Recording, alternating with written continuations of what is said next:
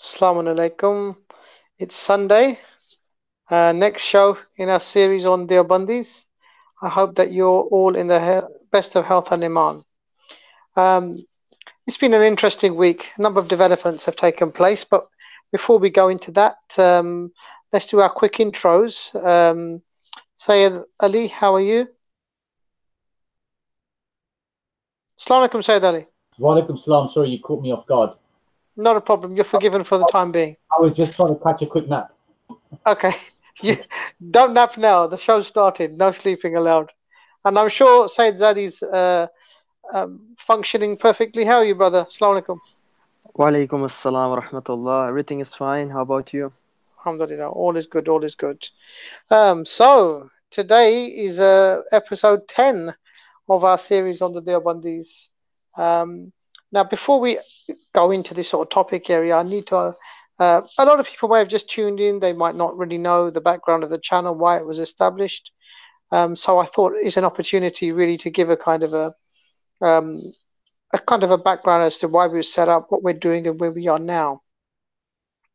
The reason that the channel was set up is essentially contrary to what the thinking is. This channel has not been set up to in any way stoke up any sort of sectarian strife or hatred amongst communities. On the contrary, the channel was actually set up in response to what we felt was increased propaganda being presented by non-Shia elements, particularly amongst the Salafi school and the emergence of the Deobandis as well, who are effectively attending Hyde Park and giving very, very false representation of what Shia Muslims believed. So that was really a background. So when we set up the channel, the idea was not in any way to go on the attack and in any way intended to sort of harm the sensibilities of those adherents of other sects. On the contrary, our whole raison d'etre was to present a channel wherein we could set out the position of Shia Muslims in terms of the beliefs which were constantly being attacked. That was the idea that we set up. It was not there in any way, shape or form to go on the offensive and almost like mock the beliefs of others. I hope that people need to understand that was not the purpose. We are in no way a channel that promotes any form of sectarian hatred or sectarian violence. We condemn all forms of sectarian hatred and violence in whatever shape or form it is. At no time, I invite you to check our material on the channel, or indeed those of us, I'm sure our opponents keep a close eye on what we say on the social media, and we would invite you to try to identify where we have in any way promoted communal discord.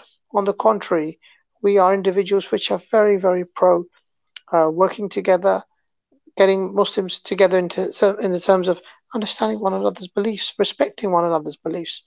The objective is not to create revulsion towards the beliefs of others or the adherents of other sects. That is not the approach that we take. That is not the approach we believe in, and certainly isn't the policy of the channel in any shape or form. Now, that is in terms of the background and why we were set up. And we want to make it clear, in no way did we at any time think that the process would be that we'd be inflaming any situation. Our whole reasoning was the channel. In fact, our wider thinking is we were going to present other materials on other topics which affect Muslims in the West.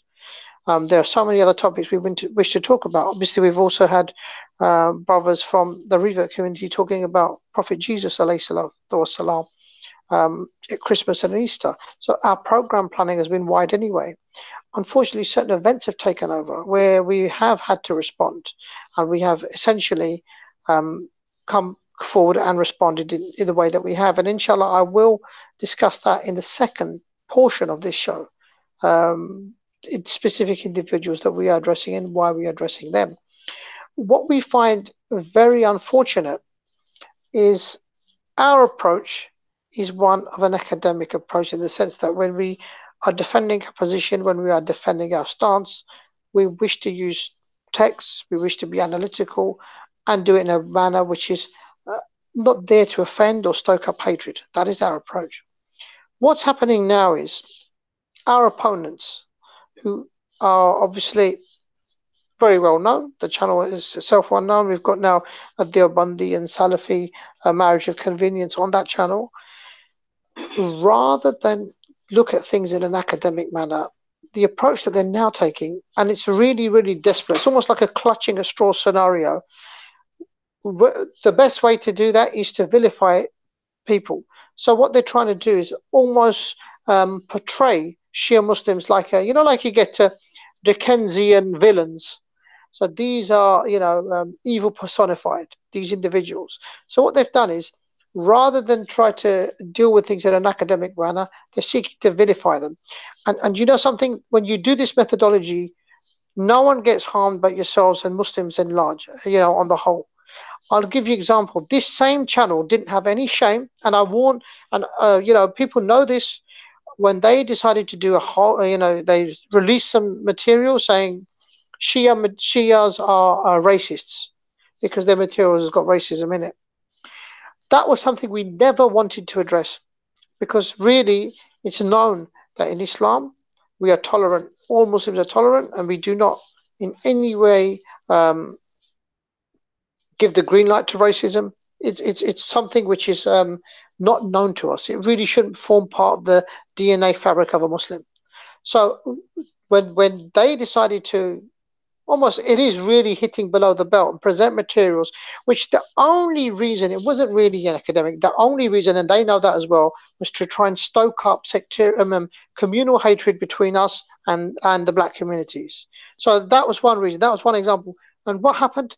And we felt almost saddened by this. We had to essentially go on to a non-Muslim channel because we didn't wish to present it on our own one and do the rebuttal.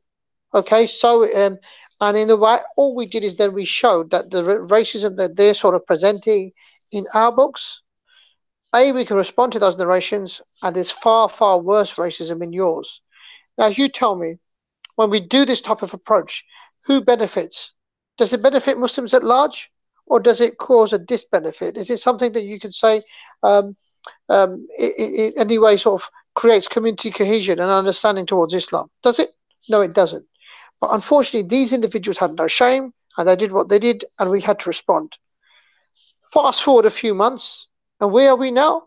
This same group last week, they decided to publish a video in which they present Shiism and its nexus with terrorism by producing certain narrations which they are alleging shows an intolerance towards Sunnis, that encourages murder of Sunnis, that encourages sectarian hatred, acts of violence by their imams. So that video was almost to say, them taking the moral high ground, saying, listen, we've got nothing to do with terrorism.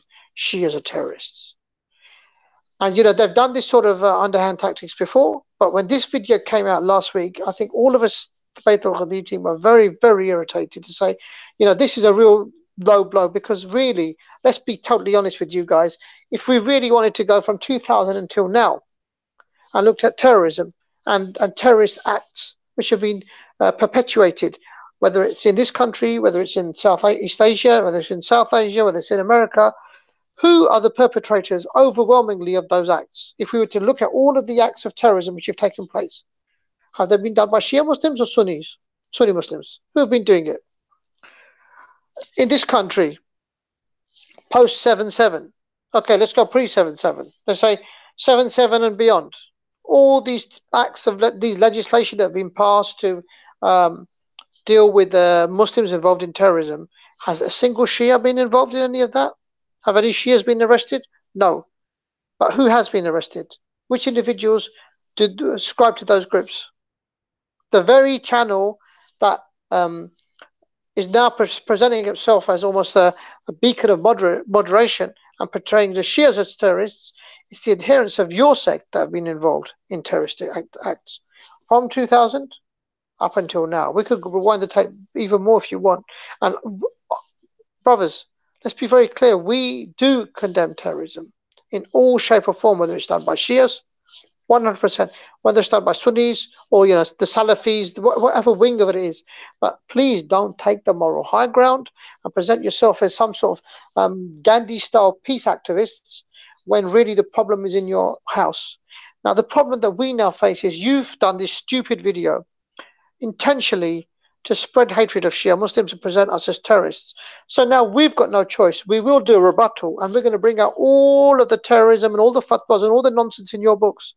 And do you really think that's going to help? No.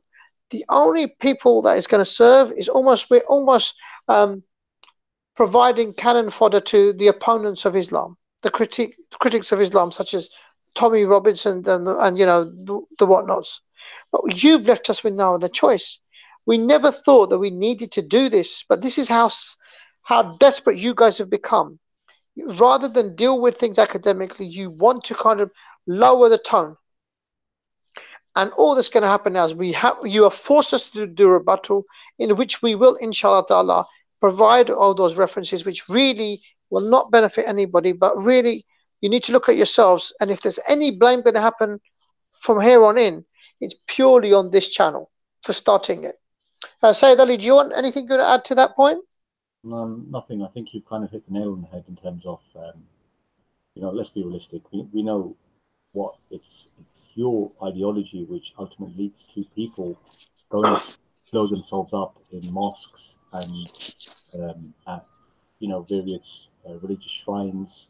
So we'll come to that, inshallah. We'll dedicate several episodes on how your literature is leading to extremist organizations, and that's why the UK has had no choice but to ban a lot of these organizations who absolutely the ideology exists, but what they've done is they've just changed the name to something else, and they're active under other names. But we don't want to waste too much time in that. I think everyone knows deep down whose literature promotes. But like I say, it's most unfortunate these individuals did do this thing. I mean, look, we never ever, at no point have we ever thought about let's do a program to present Sunnis, or whether it's the Salafi or Deobandi, whatever it is, there's whatever splinter it is. We have never ever thought let's do a program and humiliate them as terrorists.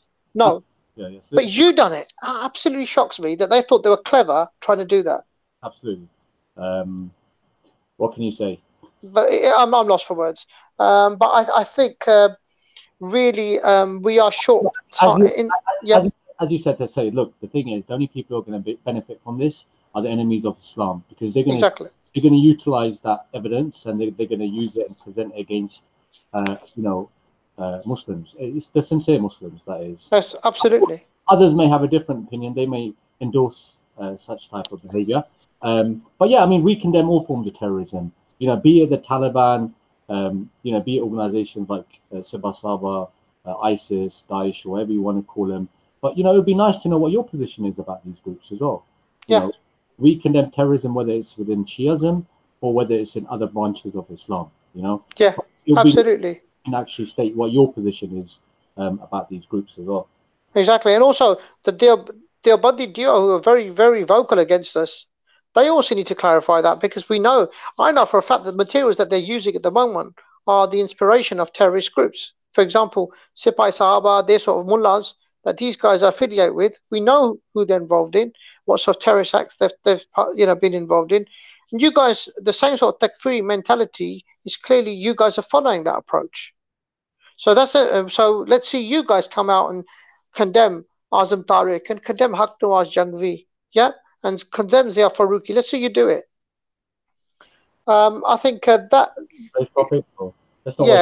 I think that's sufficient. I mean, I think I was a bit wound up, and in truth, it wasn't like always. I never planned the intro, but it's something that was kind of dogging my mind to say. I was a bit irritated by that video, but I think, without further ado, obviously we've got the big cause célèbre of the Salafi Deobandi marriage of late, the marriage of convenience.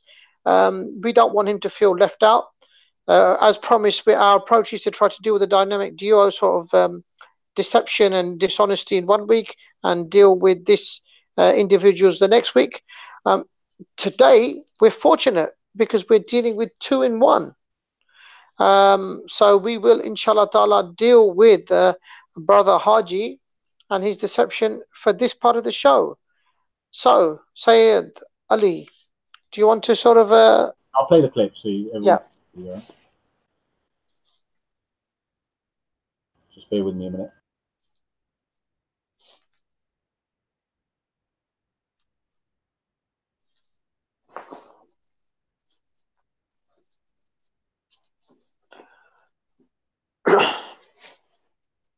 Oh, can you put your microphone on mute, Sayyid?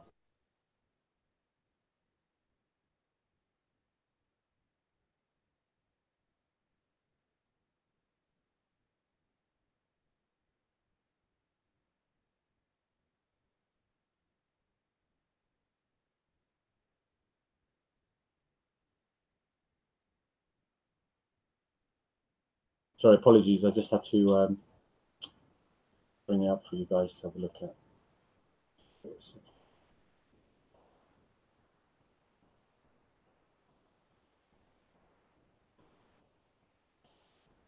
Okay. So can you guys see my screen? Yes, Sayyid, go ahead. Okay. But it doesn't diminish the status of Ali in any way, shape, or form. This is Ahl Sunnah's position. Abu Bakr radiallahu anhu, Umar radiallahu anhu, Uthman radiallahu anhu, and Ali radiallahu anhu. You may differ. The Shia now have a different perspective of this now. They say, no, Ali radiallahu anhu is the best out of them all. So why if we disagree with them now? Okay? Why if we disagree with them, Akhi? We disagree with them, no. Ali radiallahu anhu is not better than Abu Bakr. If we prefer Abu Bakr over Ali radiallahu anhu, what does that make us? Shall I tell you what it makes us according to a Shia narration? That is very, very problematic. You're a kafir. You're a kafir. I'm a kafir. Ahl Sunnah kafir. So you want to put this to the test? You want me to demonstrate this now? Let me demonstrate. Al-Amali, I'm going to leave you the chain. You can check it yourself. But they associated this hadith to the Prophet. Okay. So listen. So whoever prefers anyone from my companions, ala Ali, over Ali, faqad kafar. Whoever prefers one of my companions over Ali has committed kufr. Takfiri. For me, this is very, very dangerous. I prefer Abu Bakr over Ali. I make it clear to you. So this narration accuses me of committing kufr. Do you believe Abu Bakr is better than Ali? Unfortunately for you, you're kafir as well.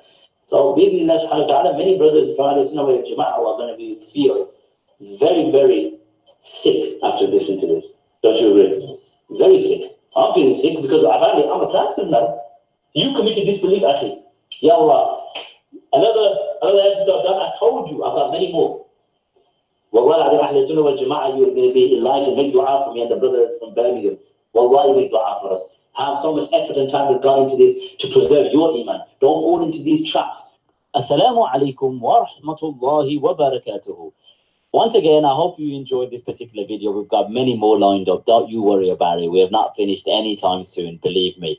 I'm not going to be a hypocrite and force a meaning to imply that this hadith is authentic. But what I wanted to... So he admits the narration is not authentic. Did you notice that, right? Did the brothers listen to that, Sayyid Hassan? Yes, Sayyid. He admits I can hear you. Yeah. He's already admitted at this point that it's not even authentic. But okay, let's have a look how he justifies it. Get your attention to that. You could quite categorically see that throughout the generations, ulama of the Shia have no problem in adding this hadith in their books. And to your surprise, or it may not be a surprise to some, that this context or this particular hadith in its takfir element or in the element of takfir is not a rarity, nor is it obscure. Wallah al-Adim, the Shia have got every right to classify this hadith as da'if. They've got every right to. If it doesn't meet their criteria, they could reject it. I've got no problem with that. But takfir on the masses of Ahl Sunnah wal Jama'ah, there is plenty of ahadith, and I will show you clearly from their books and from their narrations over generations, plenty of hadith to prove their hatred for the Sahaba. One simple request for my brothers and sisters, please be patient with me. There's so many different topics that I've recorded. Okay, so I'm sure you've kind of got the the gist of the argument, and that is that this narration, according to Shias, is considered to be weak. And however, it's something that's been repeated within Shia Hadith literature. Therefore, according to him, this would, it'd be deemed authentic because it's been repeated in other sources. This is the type of academic approach we're using. In other words, if we find a reference in one book, if it's mentioned other books, that means that it must have an asal, it must have some sort of basis. So, without further ado, let's go to this tradition, and let's have a look whether or not this tradition is something which just exists in Shia books, or if it's mentioned in the books of our Sunni brethren. Sayyid Zadi, do you want to jump on? What do you mean, Shaz?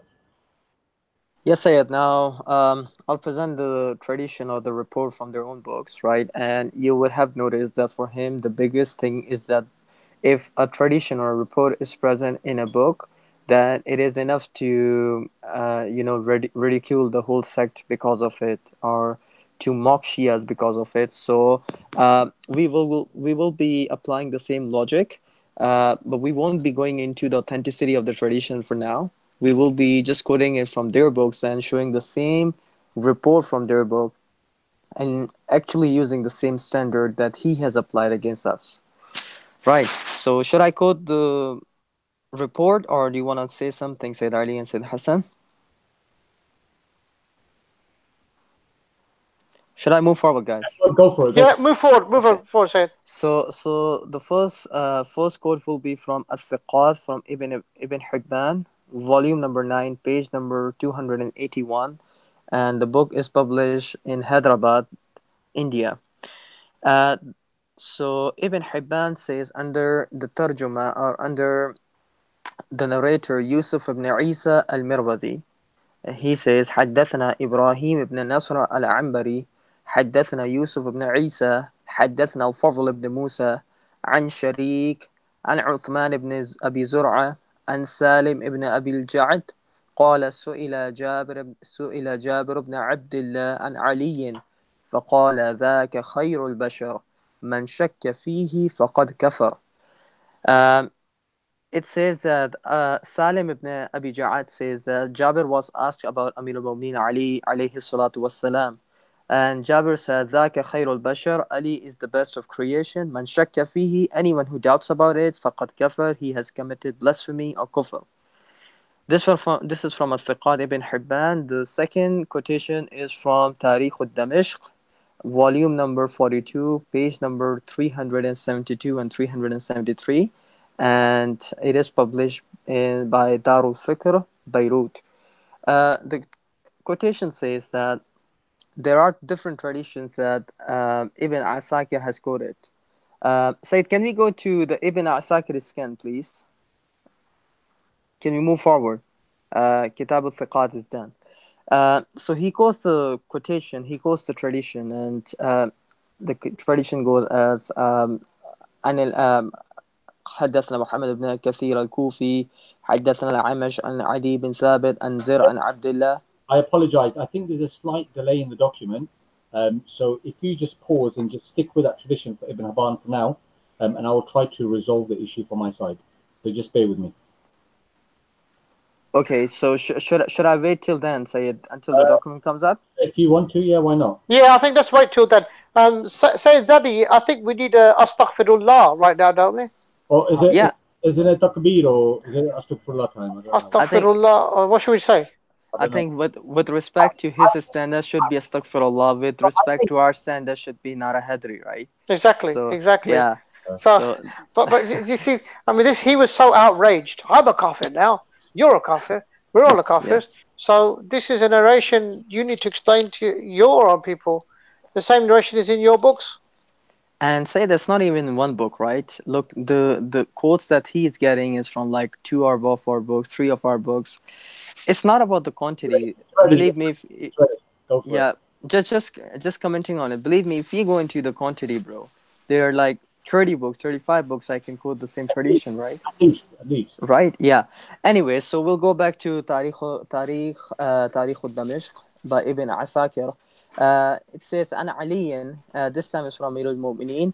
قال رسول الله صلى الله عليه وسلم وآله وسلم من لم يقل علي خير الناس فقد كفر. Whosoever doesn't say Amir al-Mu'mineen as the best of creation has committed kufr. And the narration says, the second one says, it is from Hudhayfa bin Yaman and Abi Wa'il Shafiq ibn Salama عن حذيفة بن اليمان قال رسول الله صلى الله عليه وآله وسلم علي خير البشر من أبى فقد كفر. Ali is the best of creation. Anyone who doesn't accept it, man أبى فقد كفر, he has committed blasphemy, he has committed disbelief. Other narration is from Hudhayfa bin Yaman again. It says, سمعت النبي صلى الله عليه وآله وسلم يقول علي خير البشر من أبى فقد كفر. Same thing. Then in page number 373, this time is from Jabir. Jabir says, عن جابر قال رسول الله صلى الله عليه وآله وسلم علي خير البشر فمن امترى فقد كفر. Ali is the best of creation. فمن امترى, anyone who doubts about it, فقد كفر, has committed disbelief. So this was from Tariq ibn Asakir.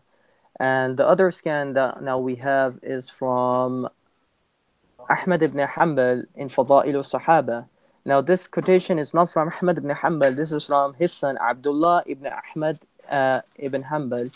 He says, it is narration number 949, page number 564. So let me quote the narration exactly. This is from Abdullah ibn Ahmad ibn Hanbal. حدثنا Abdullah. This is from Qati'i saying, I quoted from Abdullah. قال حدثني أبي حدثنا وكيع حدثنا الأعمش عن عطية بن سعد العوفي قال دخلنا على جابر بن عبد الله وقد سقط حاجباه على عينيه فسألناه عن علي فقلت أخبرنا عنه قال فرفع حاجبيه بيده فقال ذاك من خير البشر. Same thing. They came to meet, Atiyah bin Sa'd says that they came to meet Jabir ibn Abdullah al-Ansari when he was really old, and they asked about Amir al-Mu'mineen, and Jabir replied, he is the best of creation. Next one is from Ibn Abi Shayba, volume number 10, page number 494, hadith number 32,718. Or should I say not the hadith number, the quotation number. حدثنا وكيع قال حدثنا عمش عن عطية بن سعد العوفي. العوفي is from my side, it just says عطية بن سعد. قال دخلنا على جابر بن عبد الله وهو شيخ كبير وقد سقط حاجباه على عينيه قال فقلت أخبرنا عن هذا الرجل علي ابن أبي طالب قال فرفع حاجبيه بيديه ثم قال ذاك من خير البشر. So these were some of the quotes that was important to mention, and believe me, we do have a lot of them, but just to make it really concise, just to make it really short, we have to limit ourselves with these books and quotations. So Sayyid Ali, now it's up to you. Go ahead. I think we've done our job there, pretty much. He wanted to present a reference from our books, even though he admitted it was weak. He said it reoccurred in other books. Therefore, our scholars, had no issues in recording it. Of course, I think our scholars are sincere, whether you consider them sincere or not. What did you expect your scholars to do? Remove them? We know they had a habit of distorting books, and perhaps we can do that at another show. We've started already a distortion series, and we've given numerous examples how the scholars distorted books. So yeah, the fact of the matter is, this is something which exists in your books. This is something that exists in our books, so you should accept it. You should have no problems in accepting these reports, or condemn the scholars who recorded these reports in your books. So yeah, according to your standards, you got refuted. The channel you come on got destroyed and refuted, and you should apologize. You should actually come forward and apologize for your lack of your academic so-called approach that you use. Sayyid Hassan, is there anything you want to add? No, I think you're saying. I mean, you can see what he'd done with that video. His whole purpose was to say, look at this takfiri, as you're saying, takfiri. So we are takfiris by that narration, not knowing that the same narration is in his own books. And the fact of the matter is, if we are going to use this approach, and to be honest, the fact that it's in multiple books makes it authentic, then should we therefore conclude that you are apostates based on this narration and you're not following the correct Aqidah? Is that conclusion we should use because it's in your books and our books? So I guess if it's in both books, then it makes it authentic anyway. I'm just trying to use your type of logic. So did you see how much you try to stoke hatred with that narration in that video, how it's backfired? So all we say is, I know Sayyid Ali, you said it before, and I will reiterate that point. Brother Haji, doing these sort of 5-minute comedy videos isn't really helping you. We know what you're on, we know what you're doing, we know what sources you're quoting, which websites you're copying from. We know it all. And, you know, if you're going to do this, it will fire back on you. And this is a perfect example of where things have gone wrong. And we know you're probably thinking, oh, well, there's all these other videos that I've not replied to. Don't worry. Those videos are also at our sites. And inshallah ta'ala, we will address those also. I think that more or less concludes things for this part of the show. Correct? What do you think, Sayyid Ali? Just give me a second. You know what? It's a bit funny because somebody actually sent me a thumbnail, apparently, which he's used. And now they're resorting to these very low methods of, you know, it's a personal attack against me where they've used my images in the thumbnails, you know, giving some sort of narrative to what I'm saying. And I think one of the captions was, we don't read our own books. How ironic is that? How ironic that the words that were attributed to me are now backfired against yourself, where you've brought up a book, you've cited it from different sources, you tried to give your own narrative, and you failed. You failed miserably, really badly. Yeah, so we can move on to the next part, inshallah, Sayyid Hassan. Yes. Okay, the next part, moving swiftly on, is we are now dealing with the topic of the fitna of Takfir. Last week, we kind of almost gave an intro. The fact that there has been the common push, the Deobandi duo have been particularly active on this approach since they started attending Hyde Park, and they've opened up their video. And obviously, like I've said before, their inspiration is coming from those ulama of Deoband, which have really been heavily involved in anti-Shia literature post 1979. We know what those books are. Clearly, the influence is there, and the push has been to try to, in Pakistan, the push has been to try to declare Shias as non-Muslims on the basis of those texts and misrepresentations. And the dynamic duo are essentially following that same modus operandi. Now, when we're looking at this approach, fitna of takfir, where one sect, one grouping declares another grouping apostates, the real question is, what's the value of that? Does it actually play any importance in history, or even now or in the past? The fact is, my dear brothers and sisters, the truth is, historically, sects, groups have been calling each other apostates. So all because one group views another an apostate and declares them as such, it is not in no way hujjah on all others, because that's their opinion, and their opinion is going to be motivated by bias and prejudices. So if they do make such a position clear, in their view, it isn't in any way binding. There are ample examples in history where the followers of the four imams have declared, we're not saying, sorry, their adherents, their ulama, have declared one another apostates, where they've given fatwas on not marrying each other's women, where they've said that you could take jizya from each other. You know what I mean? So in terms of historical examples, this to suggest that the adherents of the four madhabs were always on the same, singing from the same hymn sheet, is totally wrong. Now, that's a historical perspective. What we now have is that the dynamic duo really pushing hard here in the UK to try and in some way create a hatred of Shia Muslims, almost to try and create some type of a unified body of approach. And you know, I find this really, really amazing, and I'm sure the brothers on today's panel will agree with me. I find it most ironic that they are behaving in this manner when that at a time, most coincidentally, they are effectively at the throats, not literally, but certainly if we're looking at it from the text, the way things are going on at the moment, they are really at the throats of the Barelvi community. So there's an ongoing battle for hearts and minds between the Barelvi and the Deobandis. We've got no interest in that. That's not our problem. That is essentially a problem within your own home, you know. And we're not going to go into your house and tell you how to rearrange your furniture and tell you who should come in and out. That's your problem. But it is ironic that just today, one of the dynamic duo has come on condemning the Barelvi scholar that they've got issues with and saying that he needs to stop behaving in the way that he is.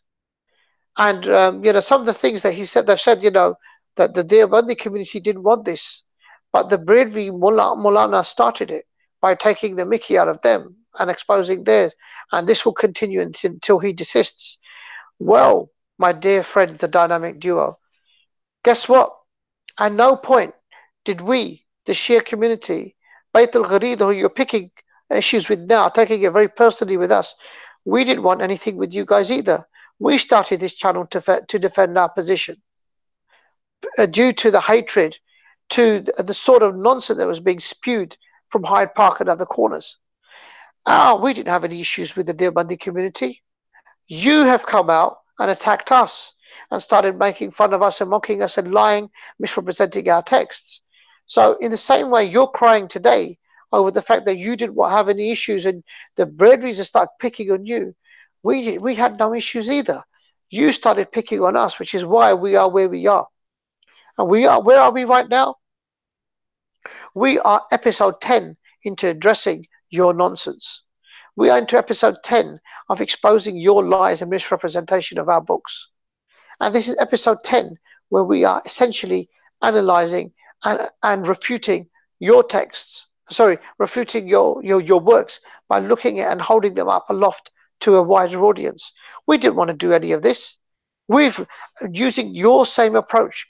We've been here for over 50 years. If we use your approach, at no point in the English language has any series been produced against the Deobandi community. So if there is an issue now between us and the Deobandi community, blame should be apportioned purely at the Deobandi duo who started picking this fight with us, which has forced us to respond. So do remember, if you're going to have umbrage with the Barelvi community and get all upset over your behavior, your treatment, and you're going to play the victim card, remember something, brothers. You started this fight with us, which is why you need to understand that. So it hasn't. Let's be realistic, right? At the end of the day, look, Speaker's Corner is a place, and it's never been our main focal platform anyway. It was just something we went as a one-off. We went on a few occasions. That's about it, right? People have been attacking Islam for decades in Speaker's Corner, right? Allah subhanahu wa ta'ala is being insulted. The Holy Prophet, may peace and blessings being a blessing be upon him, is being insulted. Even Ahlul Bayt alayhi Islam are being insulted in the Speaker's Corner. Other messengers of God are being insulted in Speaker's Corner. But you didn't go there for Allah subhanahu wa ta'ala or his messenger or his Ahlul Bayt or the Anbiya. Rather, you went there because you felt upset because some Shia people, they spoke out and they expressed their views and their thoughts, which don't agree with you. And you had the need to travel hundreds of miles to Speaker's Corner. And as Sayyid Hassan said, misrepresent Shias, misquote our books. In fact, you must have spent at least 5 or 6 hours there where you read several passages which we had no choice but to come forward and respond to them. And we've exposed your lies and deceptions. This is episode number 10. I believe we've given 9 responses to how you misrepresent our books. And we're still waiting for a response. So until we finish clearing up the mess which you started, we will not stop. Because, you know, did we want this? No, we didn't want this. This is not something we wanted. This was never done in English before. You show me a single Shia scholar, especially based here in the UK, who's ever done a series against the Deobandi community. I mean, I get along with the Deobandi community very well. I mean, I have, you know, just like Sayyid Hassan. Sayyid Hassan has many people who, you know, from his family who are Sunni. I do still. Yeah, me too. Yeah. Even though many of them are slowly becoming Shia, but that's a topic for another time. The point being is, you know, I was brought up in a Sunni masjid. I used to attend a Sunni masjid. There was even a time, there was even a fight in the month of Ramadan, because the Muslims had recently opened up a mosque in a non-Muslim area, and they were troubled by the community of that area.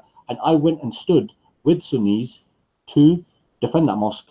Because for me, it's not about the issue of being Deobandi, Barelvi, Salafi. These are all issues which can be discussed at intellectual level. And personally, these type of things should be discussed privately. This is my view.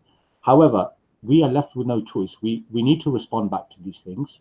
And every time you bring something up, we will have to respond back. You know, now you've got another individual who's quite clearly linked to your group, who doesn't really identify himself as a Deobandi. Maybe he's embarrassed for it. I don't know. Doesn't identify himself as being a Salafi. You know, why? Is he ashamed? But whatever the case, as long as this individual who you've probably appointed to spew his venom against the Shia community, as long as he continues, we'll have to come forward and we'll have to respond back to them. And the exposure is only from your side, because any sincere person who was to watch these shows and sees how we present our evidence and how our opponents present evidences, they will have no choice but to accept the truth. And that's why, alhamdulillah, we've had numerous people accept the message of Ahlul Bayt of Islam by merely watching the content of our channel. We've had people travel from parts of the world, from Europe, just to attend to our talks and to listen to them. Why? Because they were affected by our content. And we've not even started on our content. At the moment, we're just clearing up the rubbish. You know, just wait till we actually start our topics, then inshallah we'll take it from there. But yeah, I don't want to say any more. I think I want to bring up the clip, because it's kind of linked to this whole issue about how you know, these two sheikhs, the respected sheikhs for the community, was trying to create a unified body of Sunnism, that we Sunnis, we are all together, you know, us Deobandis, us Barelvis, us Salafis, we're all together. But the reality is, it's far from the truth. So I'm going to present a clip now for the viewers to see. If you just bear with me a second. Sayyid Hassan, can you see my screen? Is it coming up? Yes, I can see it, Sayyid. Right, Sayyid Ali, I can see it. That's fine. The Shia have taken these allegations from another group.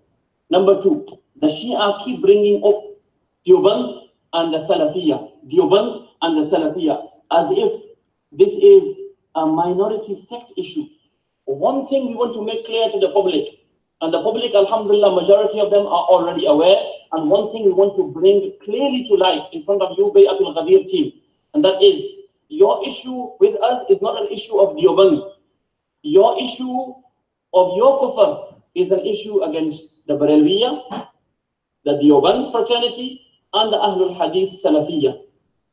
Alhamdulillah, within Indo-Pak, all those who are non-Shia, affiliated with the Barelviya, affiliated with Ahlul Hadith Salafiyya, or affiliated with the Deoband fraternity, one thing is very clear.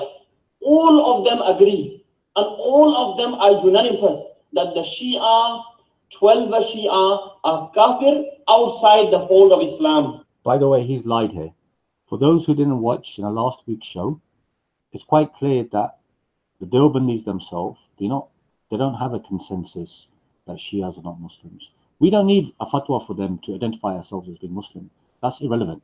But the point is that he was trying to present the fact that they are unanimous, meaning the Deobandis are unanimous that the Shias are not Muslim, which is not true.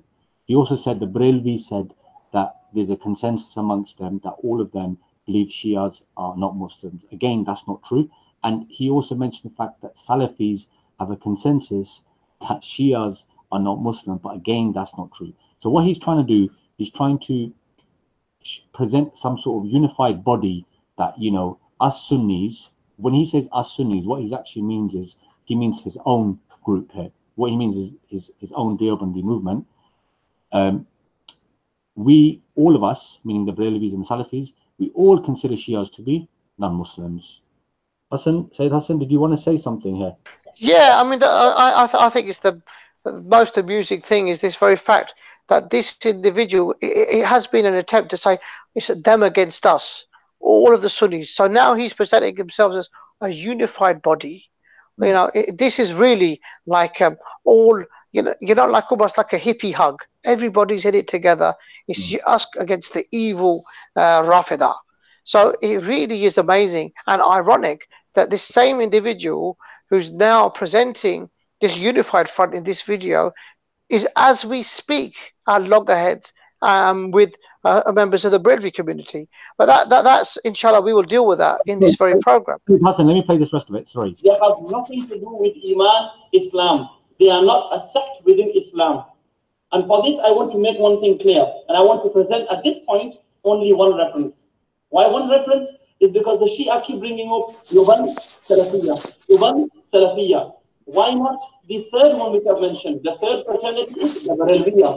So let's look what the Barelvi have to say regarding the Shia. Because, oh Shia, oh Bayat al-Ghadeer team, don't try to play this political game because they're not going to work. Against you, the Barelvi, the Deobandis, the Ahlul Hadith, all consider you Kafir outside the fold of Islam. Murtad.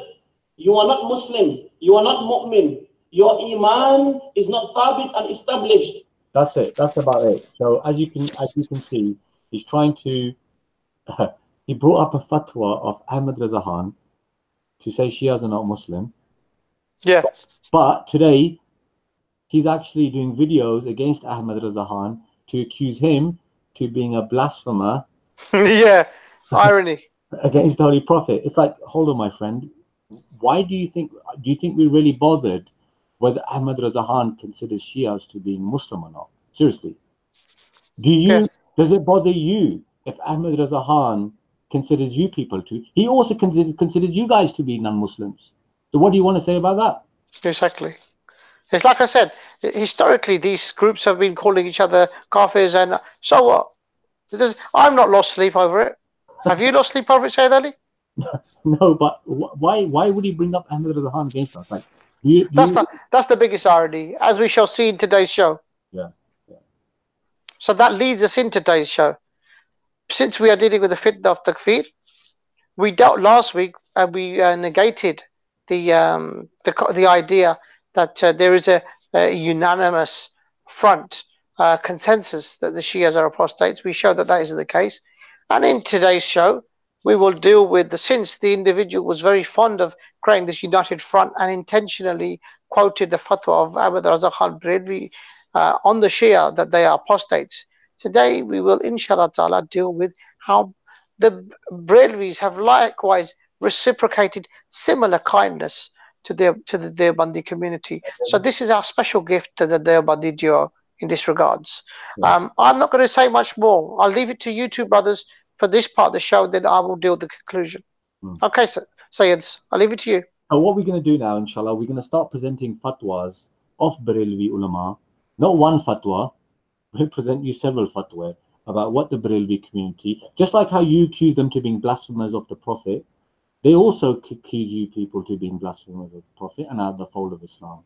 Okay, so the first one, Sayyid Zaidi, at any point when you want to read the Urdu, feel free. Okay, Sayyid, let's do this thing. Let me give the introduction of the book. Sure. And the reference, and you read the English. Sure, no problem. Right, because I believe that some of them needs an Urdu text. I think that will make more sense. English cannot do the justice with it. Sure. And before I go into it, trust me, I still have, and our team still have those scans with us, right? We did had a lot of them, but we had to cut short in order to, to make it for the program, right? Otherwise, we still have a lot of things that we won't be able to present today, and we won't be able to present in future, for near future now, unless until it is really necessary. So these are just the samples that we are presenting, and almost every book that you, not, I won't say every book, I won't generalize, but a lot of books, if you take any Barelvi book of Fatawa, or most of the books of their Fatawas, it'll be pretty much on the same line. So the first one that I have is from Allama.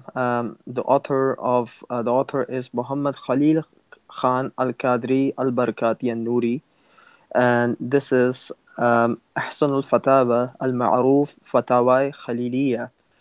It's جلد أول, it's volume number 1, page number 342, and it is published by 𝗧𝗨𝗥𝗓𝗕 Publications, Lahore, Pakistan. Lahore and Karachi, Pakistan. So he is asked about a questions, and he says that what he says exactly about Deobandis. He was asked about Deobandi. He says Deobandi अपने अकायद कुफरिया के बायस इस्लामी बिरादरी से खारिज हैं, तो ना इनकी नमाज नमाज है, ना जमात जमात है. So can you read the translation, please? Sure. Okay. So, Allama Muhammad Khalil Khan Qadri Barkati.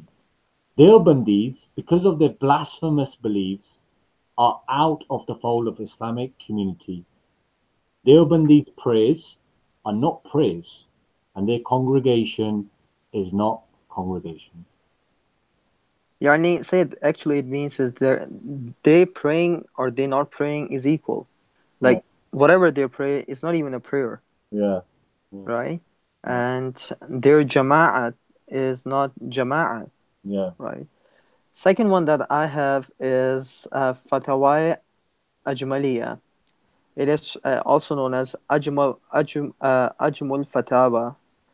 It's volume number 3, and the writer of it, or the person who's answering, is Umdatul Muhaqqiqeen, Sultanul Munadhirin, Ajmalul Ulama, Badarul Fudala, Hazrat Allama Mufti Shah Muhammad Ajmal Sahab Qadri Rizvi Ashrafi Naimi alayhi rahmatu wa ridwan. Do you get it? He's not a small figure. Volume number 3, and it is published by Shabir Brothers, Urdu Bazaar, Zubaydah Center, Lahore. Page number 10. So this is what he is saying. He says, Deobandi, Akabir, Gangohi, Nanotwi, Thanvi, Ambedhi is Khalil Ahmad Saharanpuri, Gangohi is Rashid Ahmad Gangohi, Nanotwi is Qasim Nanotwi, Thanvi is Ashraf Ali Thanvi. ने अपनी तसनीफ़ात में हुजूर नबी करीम सल्लल्लाहु ताला अलैहि वसल्लम व आलिही from my side की शान अक़दस में सरीह गुस्ताखियाँ की. मुफ्तियान अरब व अजम ने बिलित्तफ़ाक़ फ़तावाए कुफ़र दिए, तो ये चारों यकीनन काफिर व मुर्तद करार पाए. अब जो देवबंदी इनके कुफरियात पर वाकिफ़ व मुतलिअ होने के बाद भी इनको अपना पेशवा या आलिम दीन जाने या अदने दर्जे का उन्हें मुसलमान कहें या कम अज़ कम उनके कुफ्र में शक करे, वो भी काफिर है. रद्दुल मुख्तार में है अजमउल मुस्लिमून अन्ना शातिमुहु काफिरुन व हुक्मुहु हुक्मुल क़त्ल व मन शक्क फ़ी अज़ाबिही व कुफ्रिही कफ़रा. ठीक है Syed? Okay. Kufira, sorry. Go ahead, Sayyid. Sure. Go with the translation, please. Okay. Bear with me. Allama Muhammad Ajmal Qadri. Allama Muhammad Ajmal Qadri Sahab. The elders of Deobandis, meaning the godheads, the leaders of them, the ones who, the founders, Nanotwi, Thanvi, Khalil Ahmad, have made obvious blasphemy against the Prophet, may peace and blessings be upon him. The Arabs and the non-Arabs, muftis have, with their consensus, have called those four kafir. Therefore, those all four are without doubt kafir and murtad. So any Deobandi who knows about this blasphemy and still considers these four as his elder and scholar of deen, or even a mere Muslim, or doubts their disbelief, is also a kafir. And that's from Fatwa Ajmaliya, volume 3, page number 10. The next fatwa is from Fatawa Sharh Bukhari. It's again volume number 3, and page number is 17. And it is published, and the author of this fatwa is Sharh Bukhari Faqih Azam Hind Hazrat Maulana Mufti Muhammad Shariful Haq Amjadi قدس روحه. And what it says is, it's volume number 3. He gives an answer. Wahhabi, Deobandi, Tablighi, Allah Azza wa Jalla और इसके महबूब सल्लल्लाहु अलैहि वसल्लम की तौहीन करने की वजह से इस्लाम से खारिज काफिर व मुर्तद हैं। तफसील के लिए हुस्सामुल हरमैन और अल-मिस्बाहुल जदीद का मुताला करें, और किसी काफिर मुर्तद की नमाज जनाजा पढ़नी कुफ्र। हदीस में फरमाया गया उनकी नमाज जनाजा ना पढ़ो, और शामी में है. I think it will be good enough, Said. Go for the translation, please. And this is from there you go, sorry, I just went too far down there. This is from Mufti Muhammad Shariful Haq Amjadi. Wahhabis, Deobandis, the Tabligis, owing to the blasphemy they have committed against Allah subhanahu wa ta'ala, the most exalted, and his beloved Prophet sallallahu alayhi wasallam, are out of the fold of Islam and are kafir murtad. They're disbelievers and they are apostates.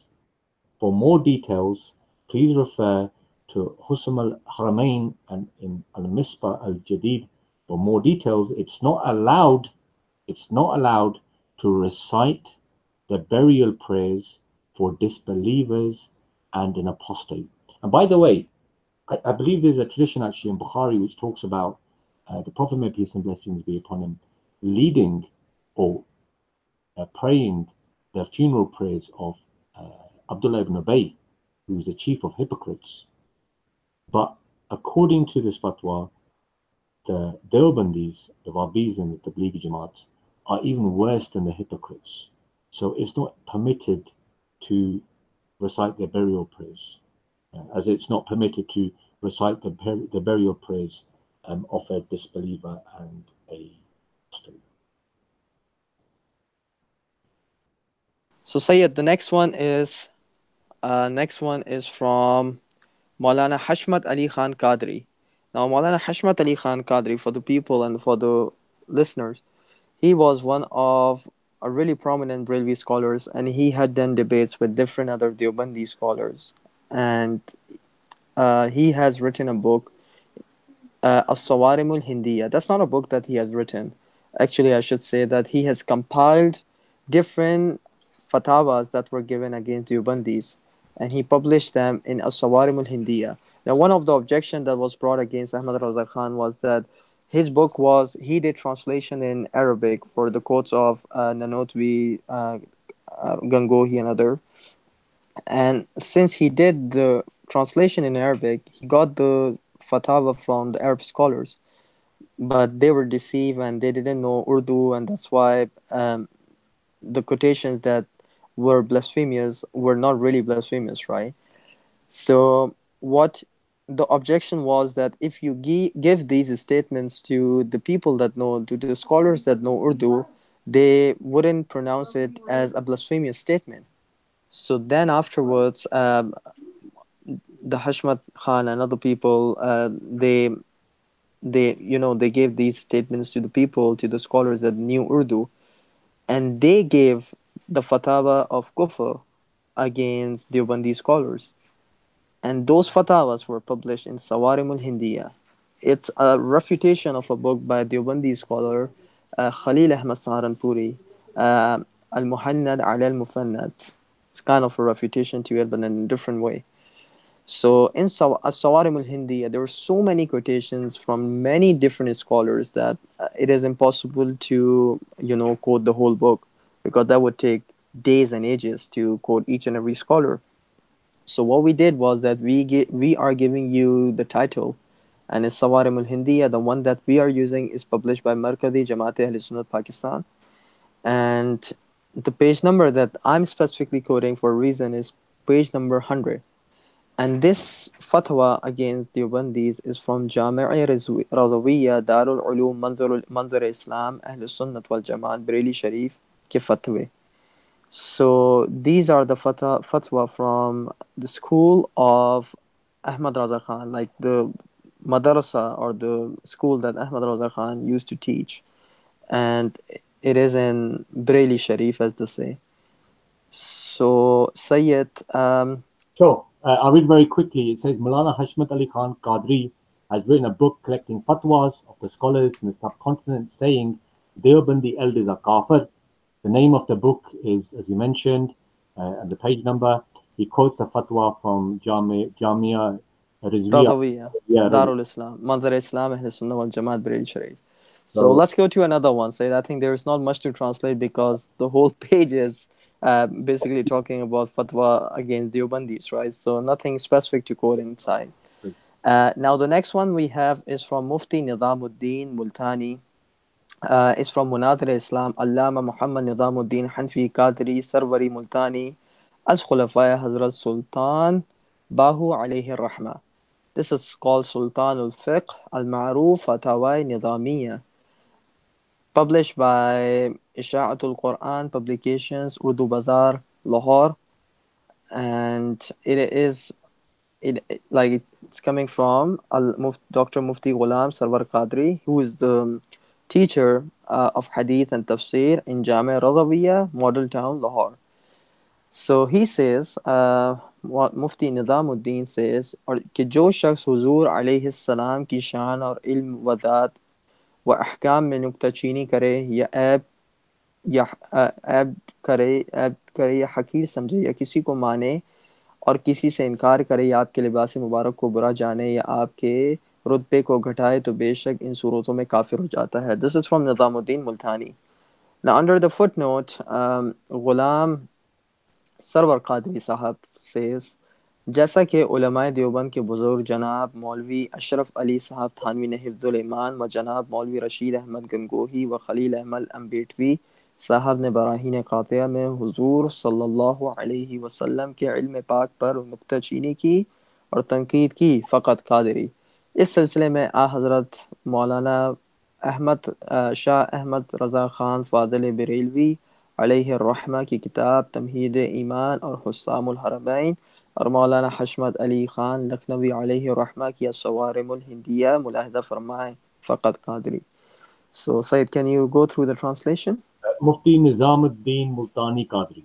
Whoever that criticizes, talks ill, or lowers the Prophet, may peace and blessings be upon him, or his stature, or his knowledge, or denies it, or we know you do that. We know the Deobandis do that a lot actually.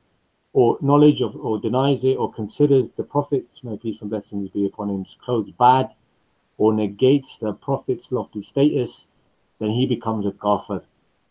Ghulam Sarwar Qadri, footnote, the elders of the ulama of Deoband, like Ashraf Ali Thanvi and Hifz al-Iman, which we've discussed in our previous shows, Maulvi Rashid Ahmad Gangohi, Ahmad, and the others in Barhain Qatiya have criticized the Prophet's knowledge. And we've already covered that in our previous shows. Now Sayyid, now we will be quoting Ahmad Raza Khan Barelvi. Ahmad Raza Khan Barelvi, who is called Mujaddid by his followers, and who is severe. By the way, it's a bit ironic because I believe the video that was sent to me today, they were actually quoting this book to say that Ahmad Raza Khan blasphemed against the Holy Prophet, may peace and blessings be upon it. So we're going to use that same book as evidence against you. Yes, Sayyid. But remember, Sayyid, I think we didn't come up with this thing. They started it.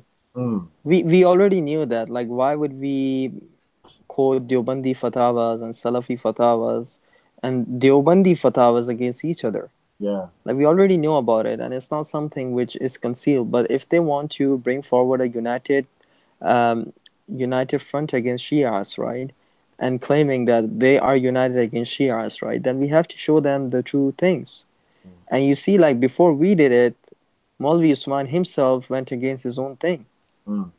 He was trying to show a united front against Shias, and he himself went against Asrar, against Barelvis, and against Ahmad Raza, Umar Acharvi, and all the Barelvi elders, right? Before you're going to bring these people against us, we're going to bring these same people against you.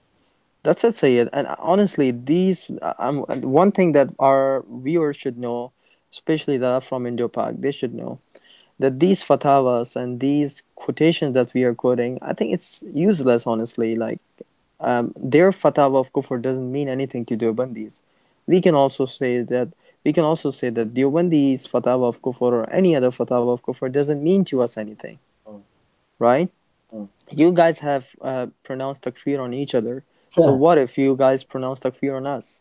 Yeah. And it's not something which is ijma'i. There are difference of opinion within your scholarship. There is difference of opinion within the Salafi scholarship. Yeah. I was going through Fatawa Nadhiriya from Nadir Ahmad Sayyid Nazir Hussain Delvi.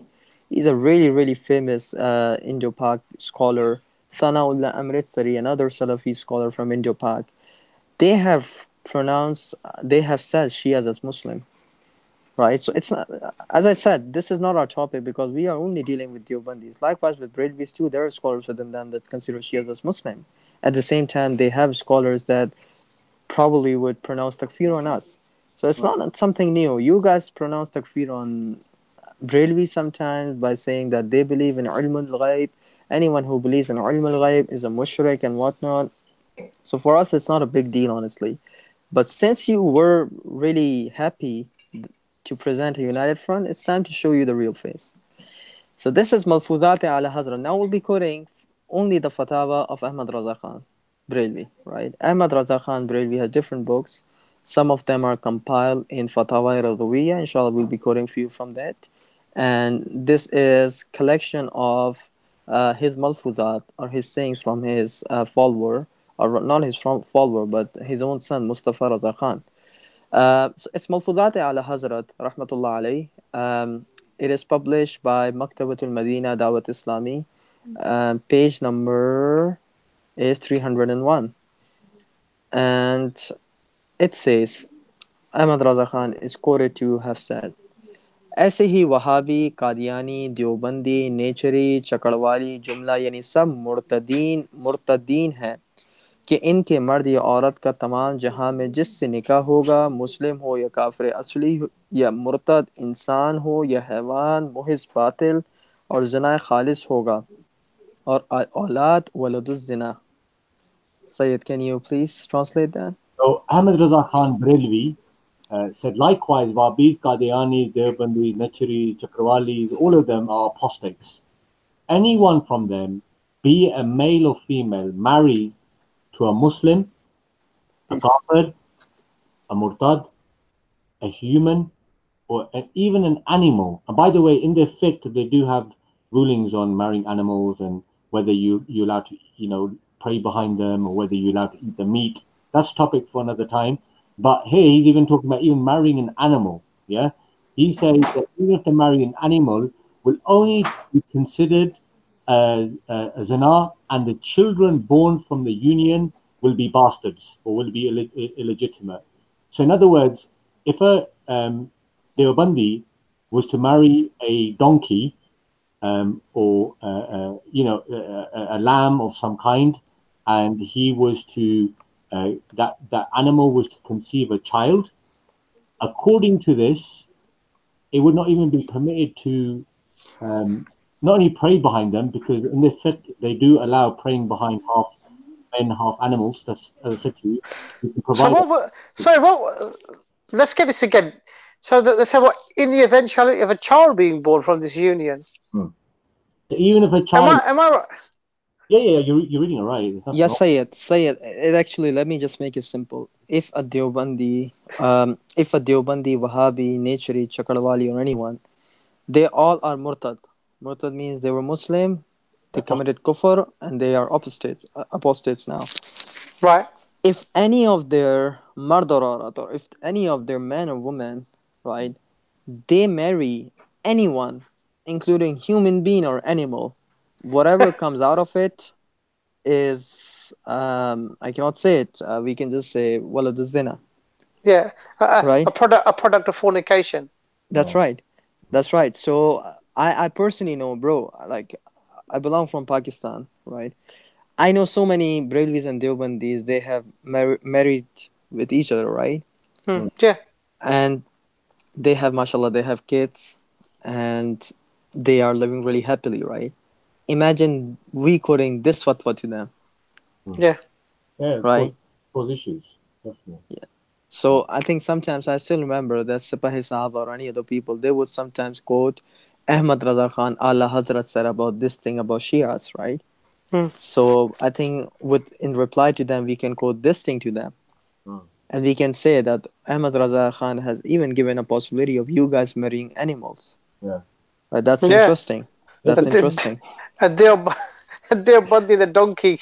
So, what sort of, you think to yourself, what sort of They, scenario do we have? I think They're Sayyid, Donkey Bundy or something. I don't know. What sort of unusual sort of beliefs are there? Anyway, Sayyid in fatwa, very unusual. Sayyid in the famous fatwa book, Hanafi one, I think it's Fatwa al-Hindiya. It's also known as what's it called in Alamgiriya, Fatwa Alamgiriya. Alamgiriya. There's a ruling in there that says if a man was to sleep with an animal and the animal was to come, a child was to be born from that marriage, it's even permitted to pray behind them and even zabah their meat if needed. Yeah. But that's Subhanallah. allowed. That's allowed, by the way. I think there's certain exceptions to what school of thought they may belong to. However, if a Deobandi was to do that, then that child will be born out of union. It will be considered illegitimate. Yeah. Anyway, But I really don't think so. Like would the haywan or would the animal would be a Barelvi or Deobandi, honestly, right? Anyways, now going to the next fatwa from it's the new edition of Fatawa Radawiyya مع تخريج وترجمة ربيع عبارات إمام أحمد رضا بريلوي قدس سره رضا foundation جامع نظامیہ رضویہ اندرون لاہوری دروازہ Lahore Pakistan. Okay, so I read the whole full title. Volume number 9, page number 647. It says, Ahmad Raza Khan is replying, Al-Jawab, Deobandi عقیدے والوں کی نسبت علماء کرام حرمین شریفین نے بالاتفاق تحریر فرمایا ہے کہ یہ لوگ اسلام سے خارج ہیں اور فرمایا من شک فی عذابہ و کفرہ فقد کفر، جو ان کے کافر ہونے میں شک کرے وہ بھی کافر ہے، ان کی کوئی بات نہ سنی جائے نہ ان کی کسی بات پر عمل کیا جائے جب تک اپنے علماء سے تحقیق نہ کر لیں. Sayyid, can you read please translation? sure. So we have again Ahmad Rahan Barelvi. People of the Deobandi faith are out of the fold of Islam, as per the consensus of the scholars of the two holy cities, Mecca and Medina. By the way, there's still actually a video that's available of a sheikh from, I believe, Medina, one of the leading sheikhs, who explicitly said that these guys they're not even Muslim. So that video is still available. You can search it online. He says they have even said that anyone who doubts in the disbelief is a kafir too. So, for example, me now, I don't consider Deobandis to being non-Muslim. That's the truth, because they, for me, are protected under the Declaration of Faith. Even the hypocrites were protected under the Declaration of Faith during the time of the Holy Prophet. But by me accepting Deobandis as being Muslim, I would be considered to be a kafir. So now it's put me in a sticky situation. So it makes me think whether or not I should consider them to be a Muslim or not Muslim. But anyway, this is from volume 9, Fatwa Ridwiya, volume 9, page 647. So the next fatwa, Sayyid, it is again Fatawa Radawiyya, volume number 6, page number 189. Okay.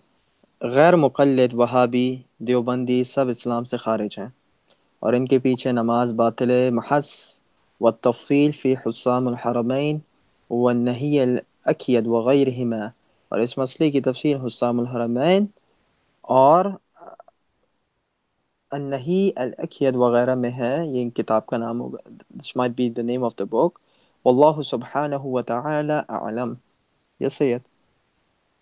So again, we continue on with the founder, one of the heads of the Barelvi movement, Ahmad Raza Khan, and he says, Agara Muqallid, meaning those who do not do taqleed, those who do not follow one of the 4 Imams.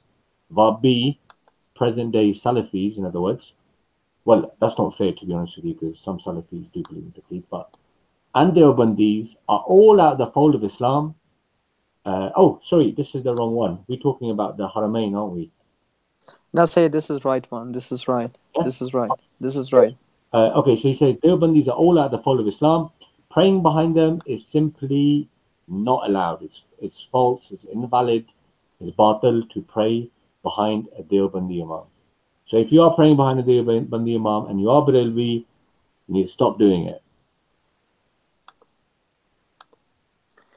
Allahu Akbar. Okay, let me read the rest of in English. Let me read a couple of more in English, because the Urdu we're going to show anyway with the scans.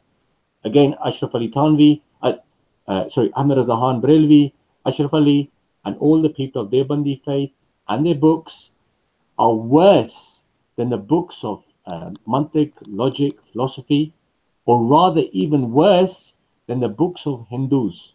So you know the Bhagavad Gita, the Sanskrit, you know the various Hindu scriptures you have. Deobandi books are worse than the books of the Hindus.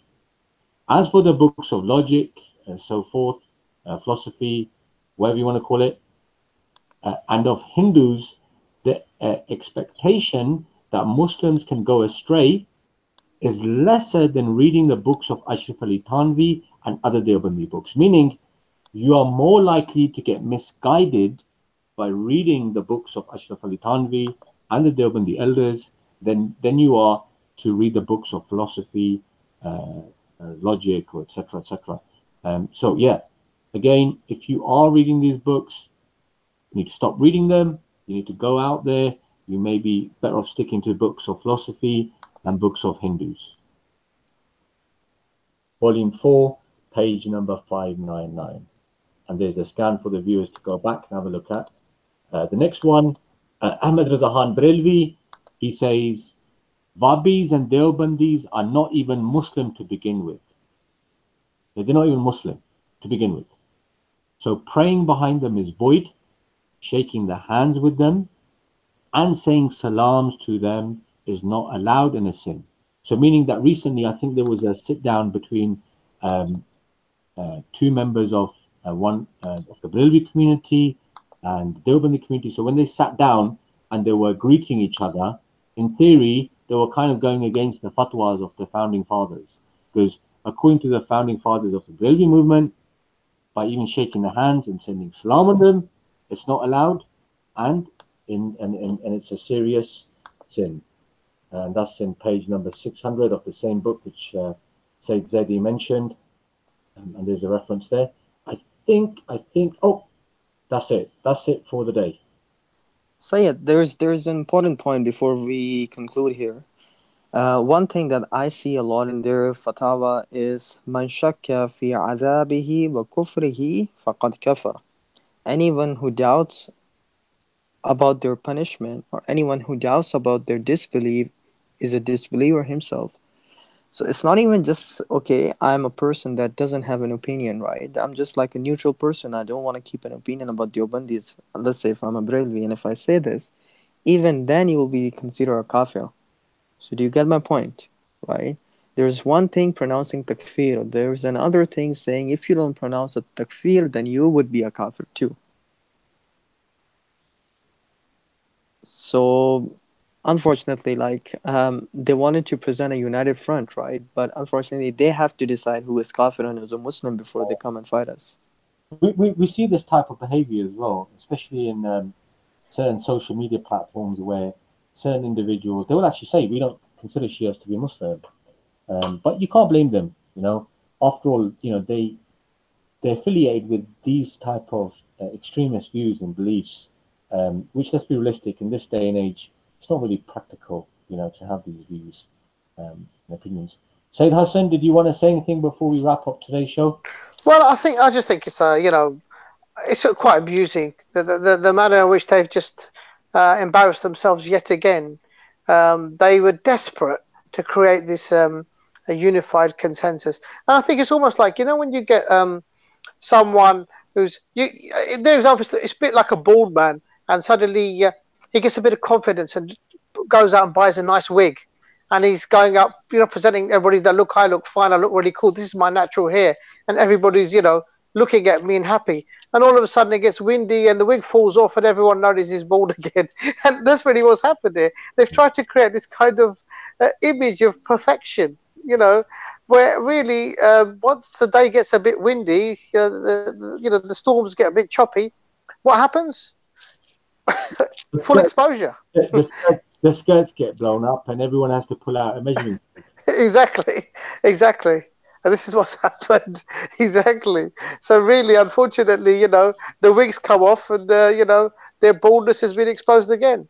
Yeah. And to be honest, how often are they going to do that? It's almost becoming embarrassing for them now.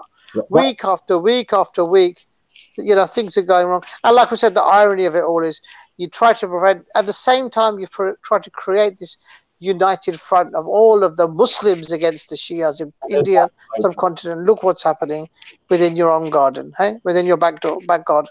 You got a boudoir by your own standards. That's what Exactly. Exactly. You got cursed by your own method. Exactly. Yeah. Boy, has it backfired. The wig has truly fallen off. Just remember, for next week, guys, put on your yellow shoes, get out your watermelons, get out your measuring tapes, because next week, guys, it's going to be really fun. Yeah, absolutely. And when we say that, it's not really. Let's be clear. We're talking about watermelons and other things. We're not talking about Ghadeer is being sponsored or doing a version of the British Bake Off. It will be a special show. It will be a special show for the brother comedian, and we will show him. Get your wooden sticks ready as well. Exactly. Get your wooden sticks ready. Be ready, because inshallah next Sunday is going to be a corker. Yeah, it's not going to be a cook-off. Don't worry, it won't be. Don't worry about that. No one needs to sort of bring their sort of cooking books with them. We'll have enough measurements that they can do with themselves, inshallah, on Sunday. I think that kind of sums up this evening's episode. It was quick, it was short. We pray that you enjoyed it. Remember, I said we're in your du'as as we shall remember you. Assalamu alaikum wa rahmatullahi wa barakatuh.